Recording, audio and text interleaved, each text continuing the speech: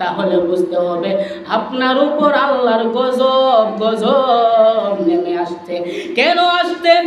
যেই জায়গার মধ্যে ইয়াবাকুর, গাঞ্জাকুর, পেন্সিডিলকুর, ডেন্ডিকুর, বাবাকুর, ওই জায়গার মধ্যে আল্লাহ সাহায্য যাইতে পারে না, আল্লাহর রহমত ওই জায়গার মধ্যে থাকতে পারে না। ওই জায়গার মধ্যে শুধু গজব আর গজব, গজব আর গজব থাকে।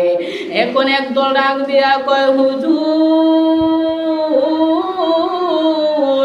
ও হুজুর গো, আপনারা তো ওয়াজ করেন আর বলেন আল্লাহ সাহায্য করবে, আল্লাহ সাহায্য করবে। এখন আমরা বুঝবো কি করে আল্লাহ সাহায্য করবে? এ বোঝার একটা মাত্র কারণ, আপনি বুঝতে হবে। আপনি দেখে নাও আপনার সাথে যে লোকগুলা চলে, এই লোকগুলা কি নামাজ পড়েনি?